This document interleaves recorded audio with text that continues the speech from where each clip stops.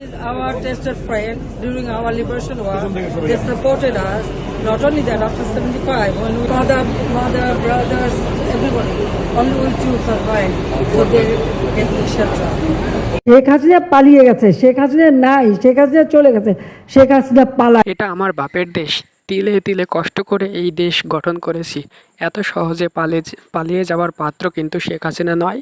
আমি আবারও ফিরে আসব এবং আরও বেশি শক্তি নিয়ে আপনাদের মাঝে ফিরে আসব। বন্ধুরা, গত 5ই আগস্ট শেখ হাসিনা কিন্তু বাংলাদেশ ছেড়ে চলে যাওয়ার পর তিনি আর কোনো ভাষণে অংশগ্রহণ করতে পারেননি। তিনি চেয়েছিলেন যে জাতির উদ্দেশ্যে একটি ভাষণ দিবেন, কিন্তু সেই সুযোগ তাকে ছাত্র জনতা দেয়নি। এই জন্য তিনি এখন নয়াদিল্লিতে অবস্থান করছেন এবং সেখান থেকে গতকাল রাতে তিনি একটি ভিডিও বার্তা প্রেরণ করেন সবার উদ্দেশ্যে এবং তিনি সেখানে বলেন শেখ হাসিনা পালিয়ে যাওয়ার পাত্র নয়, তিনি আবারও দেশে ফিরবেন এবং আরও বেশি শক্তি নিয়ে ফিরবেন। এই দেশ তার বাপের দেশ, তিনি আবারও এই দেশে ফিরে আসবেন। তো এই ধরনের হুমকি তিনি কিন্তু এখনও দিচ্ছে।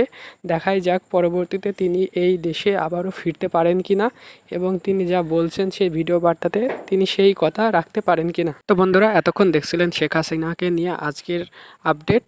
তো যারা এই সকল আপডেট আরও সবার আগে পেতে চান, তারা আমার এই এসআর অফিসিয়াল ইউটিউব চ্যানেলটাকে সাবস্ক্রাইব করে রাখুন, যাতে আপনারা সকল ধরনের আপডেট সবার আগে দ্রুত পেয়ে যাবেন। এবং এই চ্যানেলটিতে আরও আর্নিং রিলেটেড নানা রকম ভিডিও দেওয়া হয়ে থাকে, আপনারা চাইলে জয়েন করতে পারেন।